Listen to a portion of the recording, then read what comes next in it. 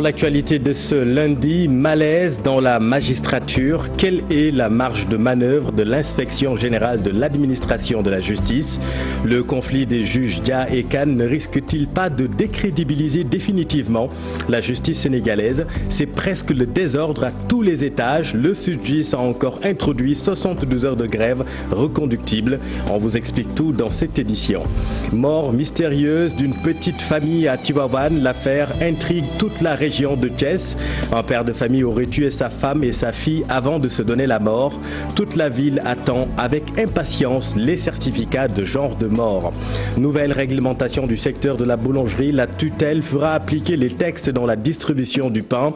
Une vulgarisation de la loi qui passera par la formation des acteurs sur la plateforme de vente mise en ligne par le ministère. Et puis au Mali, rien n'a encore été arrêté en ce qui concerne la transition. Le CNSP continue les discussions avec la CEDEAO. Les résolutions sont attendues dans les prochaines heures.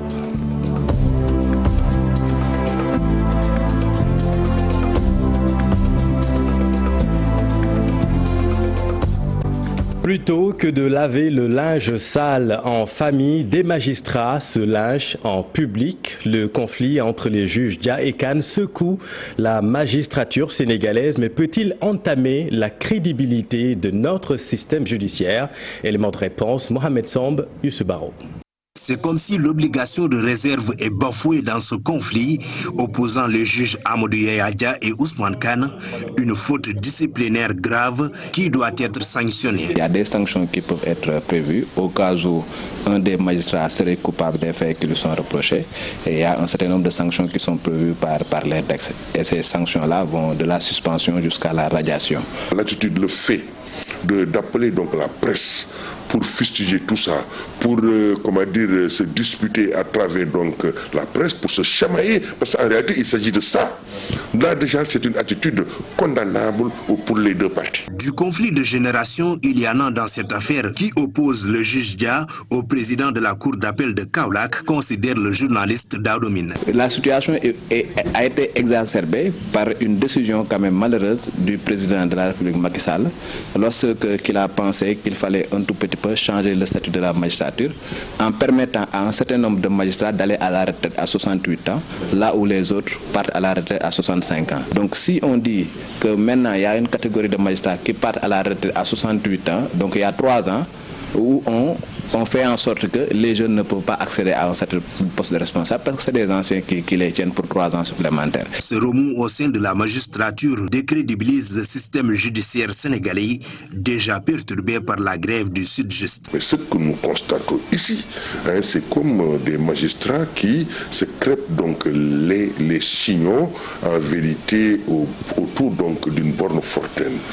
Ça, ce n'est pas bien pour notre pays et ce n'est non, il faut dénoncer ça, quoi. En fait, quelle que soit la suite qui serait donnée à cette affaire-là, il faudrait que, du point de vue donc de la corruption, que l'on puisse en fait y voir plus clair. Le ministre de la Justice a activé l'inspection générale de l'administration de la justice pour tirer au clair ce conflit. Reste maintenant à voir ce que l'enquête va donner. Mohamed et la justice sénégalaise déjà exsangue après près de 3 mois de grève du SYTJUST. Vous l'avez dit, les travailleurs de la justice ont encore décrété 72 heures reconductibles. Et à la lumière du malaise dans la magistrature, intéressons-nous à l'IGAJ, l'inspection générale de l'administration de la justice, qui s'est saisie de cette affaire. Elle est chargée de l'inspection permanente des services et organismes relevant du ministère de la Justice. Mais alors, quelle est sa marge de manœuvre? Élément de réponse, Alassane Ba. L'affaire des juges Yaya Amadou Dia et Ousmane Kane continue de défrayer la chronique. Une magistrature secouée. Le ministre de la Justice, Maître Malick Sall, décide de diligenter une enquête sur des faits surprenants pour bon nombre de Sénégalais. L'IGAJ est ainsi activé. L'inspection générale de l'administration de la justice, c'est quoi exactement? Instituée par la loi numéro 98-23 du 26 mars 1998, l'IGAJ est une sorte de police des magistrats. Elle est chargée d'inspecter des tribunaux et dresser des rapports transmis au ministre de la Justice. Ce dernier peut saisir, si nécessaire, le Conseil supérieur de la magistrature et statuant en matière disciplinaire. L'IGAJ peut agir toute seule ou être actionnée par le ministre de la Justice, comme c'est le cas dans cette affaire qui depuis quelque temps fait beaucoup de bruit. Si après rapport, des faits sont jugés graves, le magistrat concerné peut être traduit devant la Cour suprême, statuant en matière pénale. En 2006, des magistrats ont été sanctionnés. Certains, une retraite d'office, c'est-à-dire envoyés en retraite sans avoir atteint l'âge, et d'autres 5 ans d'interdiction d'occuper les fonctions de chef de juridiction. Il s'agissait d'une affaire de corruption révélée au grand jour à travers une conversation enregistrée. Elle concernait Aminata Mbaye, avocate générale près la Cour de cassation à l'époque, qui a été envoyée à une retraite anticipée avec maintien de ses droits à la pension. Une interdiction d'exercer pendant 5 ans pour certaines fonctions pour Théophile Turpin et Ibrahim Bahoum. Le juge Malik Lamotte avait été blanchi à l'époque. En 2000 également, un jeune magistrat a été radié pour des faits d'usage de chanvre indien. En bref, une palette de sanctions est prévue allant de la réprimande à la radiation.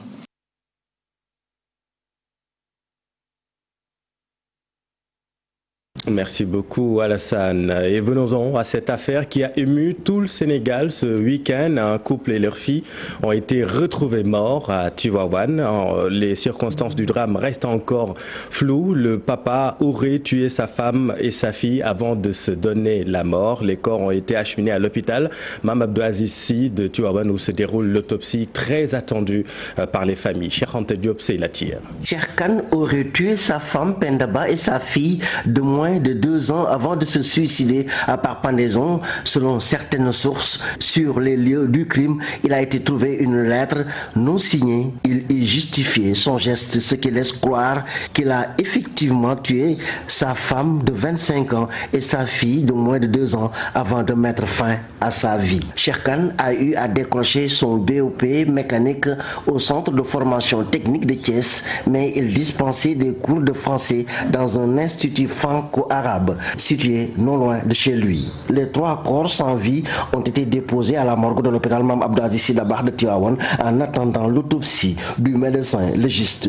pour déterminer les vraies causes des faits. Les éléments du commissariat de police de Tivaouane procèdent actuellement à des auditions auprès des membres de la famille des victimes et des voisins. Merci Cheikh Anta. Et puis nous en parlions la semaine dernière, accident mortel sur l'axe du Pakao. Le 3e jeune a finalement rendu l'âme hier vers 14 h. L'enterrement a eu lieu sous haute tension. Les jeunes ont même barré la route nationale numéro 12 et ils ont brûlé des pneus. Ils accusent la brigade de gendarmerie d'avoir tendu un piège au conducteur de moto Jakarta. Voyons tout cela avec Bakary Konté et Kalidiamé.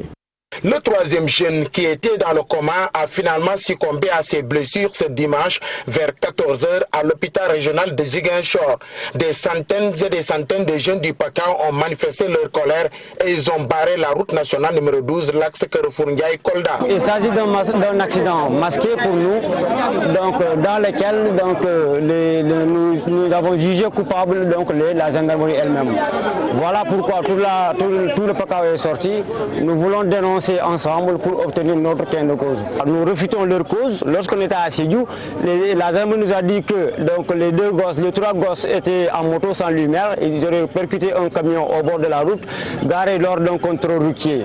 Qu'est-ce que nous avons refuté? Nous avons refuté parce que nous n'avons vu ni le camion, ni le chauffeur, ni les thèses, ni les propos, donc les preuves qui justifient les propos. Ces jeunes accusent la gendarmerie d'être responsable de cet accident et demandent justice. À cela s'ajoute donc le problème de la gendarmerie, c'est ce que nous déplorons de plus. La gendarmerie est là dans la zone pour superviser, mais on a vu qu'elle n'est pas là pour garantir la sécurité des gens. La gendarmerie est là pour faire mal, parce qu'ils ont piégé pas mal de gens par la corde. On a vu pas mal de gens qui ont perdu la vie, on a vu aujourd'hui on a 3 décès. On a un pêcheur qui a été donc piégé ici, il a failli perdre la vie, il est gravement blessé. On a un frère qui a de Benoît aussi qui a perdu sa jambe à cause de la gendarmerie, parce que à chaque fois ils attachent une corde à l'autre extrémité de la route pour pouvoir donc piéger des gens en moto. À chaque fois ils l'ont fait et voilà pourquoi nous pouvons dire que voilà ce qu'ils ont dit, ils ont donné la preuve, nous avons besoin de la preuve. Voilà pourquoi on lance un appel aux autorités de la localité pour que justice soit faite sur cette affaire. Interpellée sur la question, la brigade de gendarmerie de Sédhiou rejette toutes ces accusations et précise que les victimes avaient bel et bien heurté un camion. Des déclarations confirmées par le conducteur du camion, Mohamed Lamine Diawara. Et puis c'est autre accident dans le nord hier qui a fait 2 morts et 5 blessés, dont un dans un état critique. L'accident a eu lieu sur l'axe Linguère-Matam. Suite à l'éclatement d'un pneu, le véhicule a dérapé avant de faire plusieurs tonneaux. La voiture avait quitté Dara pour se rendre à Nakara, c'est dans la région de Matam. À Fatick, le gouverneur annonce une formation des conducteurs de Jakarta sur le code de la route. C'est dans une dynamique de lutter contre les accidents, justement. Mais en attendant, ces conducteurs de vélo-taxi ont reçu un don de casque de protection de gilet de la part du président de la République, Aminata Goudiaby et Abdou Karim Bey. Récent recensement, la commune de Fatick compte un peu plus de 500 conducteurs de moto Jakarta. Beaucoup de ces chauffeurs, qui pour la plupart sont des jeunes, ignorent encore tout du code de la route. Et c'est ce qui est à l'origine des fréquents accidents de la circulation. Les autorités comptent y remédier. Le gouverneur de Fatick annonce une formation sur le code de la route en faveur de ces jeunes. Nous avons beaucoup d'accidents sur nos routes. Et parfois, les conducteurs de moto Jakarta ne sont pas épargnés par cela. Et souvent, c'est des accidents qui sont le plus souvent très mortels. C'est pourquoi il est nécessaire de procéder à une très bonne formation de telle sorte à ce qu'ils sachent aujourd'hui comment ils doivent se conduire, comment ils peuvent s'en sortir. Mais déjà, le chef de l'État Macky Sall a doté ces jeunes conducteurs de Jakarta de casques de protection et de gilets. Et c'est le gouverneur de Fatick qui a procédé à la remise de ce matériel. Avec ces casques et ces gilets, ça va leur permettre aujourd'hui, en tout cas nous insistons sur le fait qu'ils puissent les porter parce que aussi ça va les aider aujourd'hui pour que par rapport à la circulation, qu'ils puissent être visibles des autres usagers de la route, mais aussi qu'ils puissent continuer à mener leurs activités sans beaucoup de risques. Mansour Faye, le président de l'association des conducteurs de Jakarta de la commune de Fatick, s'est réjoui de ce don du chef de l'État, car il reconnaît selon lui l'utilité de ces casques de protection. Le port du casque, on doit le respecter, parce que ça dépend de notre sécurité. 2 ans améliorés, tout le monde portait des casques, parce que c'était une obligation, et la police y veillait aussi. Mais à ce moment, je peux dire qu'il y a quelques-uns qui portent des casques. Le président de l'association des conducteurs de Jakarta a également pris l'engagement devant les autorités de sensibiliser ses autres collègues sur l'importance du port du casque. Merci Aminata. Nouvelle réglementation du secteur de la boulangerie. Désormais, le ministère du Commerce fera appliquer les textes dans la distribution du pain. Cette vulgarisation de la loi passe par une formation des acteurs sur l'utilisation de la plateforme de vente mise en ligne récemment par le ministère. En revanche, les boulangers souhaitent un appui conséquent de la tutelle. Maïmouna Ndiaye et Diafaraba. Le constat est là, les boutiques du quartier vendent toujours du pain dans des conditions hors normes, une chaîne de distribution qui demande un meilleur assainissement. C'est l'objectif de ce séminaire de formation sur la nouvelle réglementation du secteur de la boulangerie. Ce qu'il leur est demandé, c'est d'avoir un aménagement spécifique avec un personnel d'appoint pour vendre le pain, mais aussi qu'il y ait le respect d'une distance d'au moins 300 mètres entre une boutique qui vend du pain et une autre boutique qui vend du pain. Donc voir un boutiquier vendre du pain en tant que tel n'est pas contraire à la réglementation, mais ne pas disposer de kiosques et de personnes dédiées à la vente de ce pain, c'est là où se trouve l'infraction, ou bien ne pas respecter la distance minimale de 300 mètres. Les boulangers issus de la capitale et des régions seront à cet effet formés à l'utilisation de cette plateforme de vente en ligne. C'est beaucoup plus simple de faire comprendre les dispositions avant de sanctionner les acteurs. Donc c'est la raison pour laquelle nous avons jugé utile d'organiser ce séminaire de formation à la fois sur la réglementation, sur le projet Diaye Mambourou. Toutefois, il urge d'accompagner les acteurs pour respecter les nouvelles dispositions. La distribution, comme vous le constatez avec tout le monde, mais il y a un problème dans la distribution du pain dans ce pays. Et vous nous avez toujours dit ça. Une voiture de boulangerie, et on le constate tout de suite. Les pains livrés dans des pousse-pousse, vous voulez toujours consommer du pain dans ces conditions? Non, avec la nouvelle réglementation, les choses doivent changer et vont changer. La réglementation pose problème pour certains boulangers aussi, qui ne veulent pas que cette réglementation puisse passer. Les livreurs aussi, ils ont ce même problème-là. Mais à mon avis, à notre avis, le gouvernement, le ministère du Commerce doit pouvoir sévir parfois. Le secteur de la boulangerie emploie plus de 30 000 personnes au Sénégal, avec un chiffre d'affaires annuel de 500 milliards de francs CFA. Merci Maïmouna. Et puis un mot sur la situation épidémiologique du jour. 3 décès et 64 Covid+ sont rapportés. 45 personnes présentent une forme grave de la maladie et sont donc en réanimation.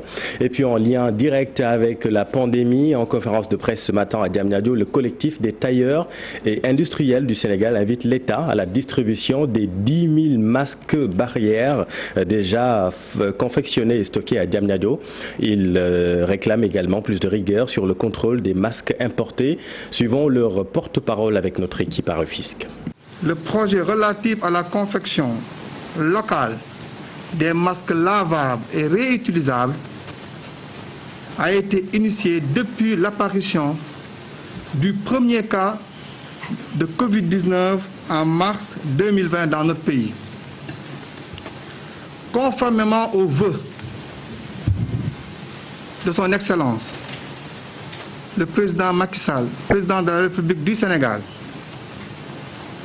le collectif s'est engagé à côté de l'État pour la confection de 10 millions de masques, sinon plus. Et ceci avec le concours des différents démembrements de l'État.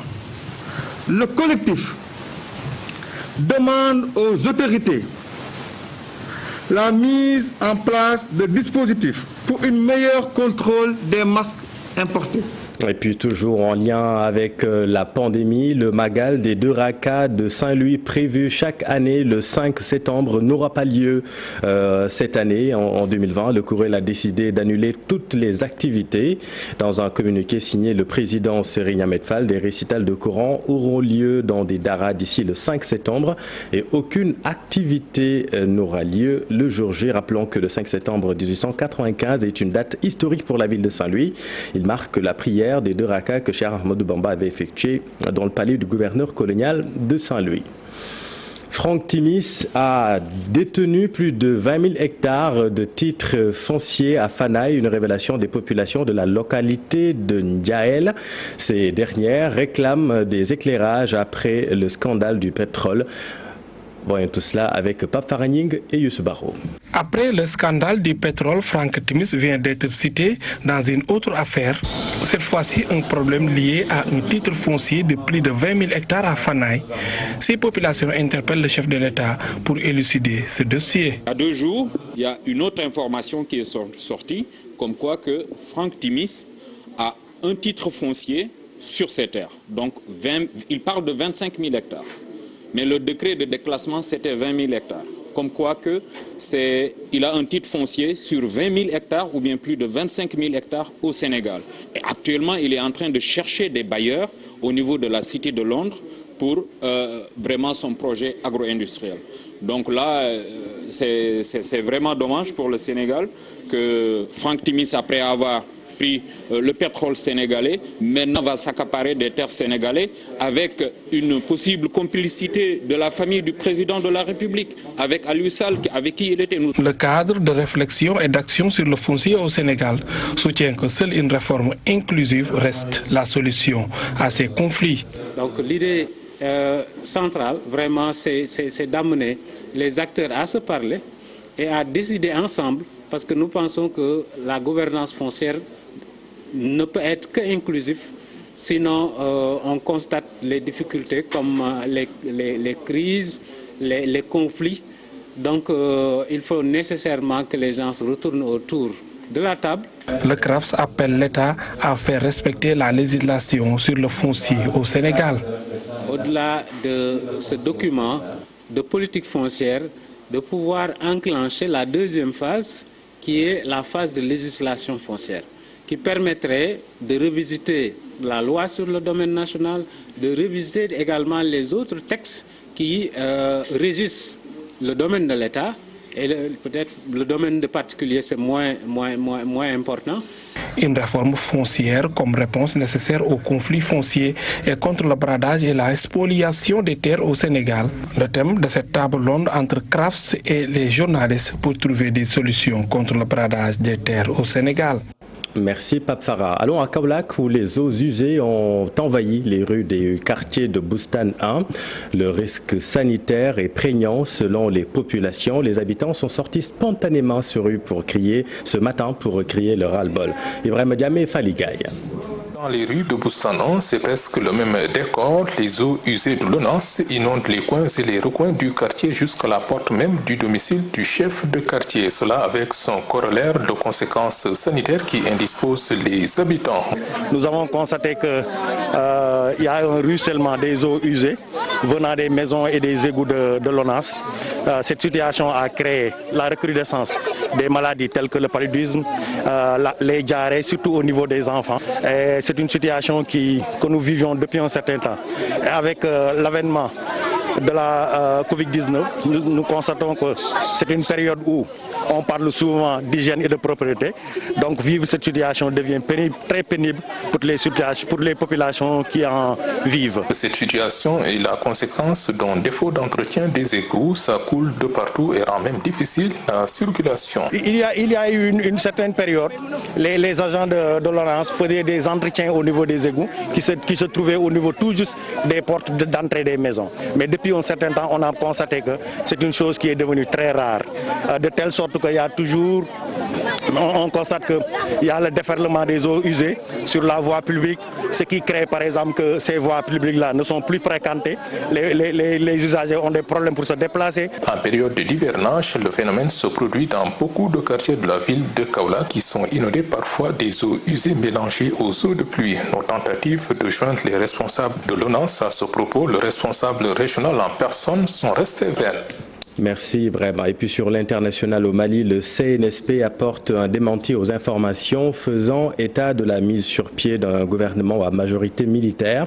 Selon le colonel Ouagué, qui porte la parole du Comité national pour le salut du peuple, les pourparlers avec le groupe de médiation de la CEDEAO se poursuivent. Il affirme que rien n'a encore été arrêté. Il appelle les Maliens à la sérénité. Hier, nous avons été surpris d'apprendre sur certains médias des déclarations qui parleraient des discussions par rapport à la transition au gouvernement, ainsi de suite. Je tiens à préciser qu'à ce stade des discussions, avec l'équipe de médiation de la CEDEAO, rien n'est décidé.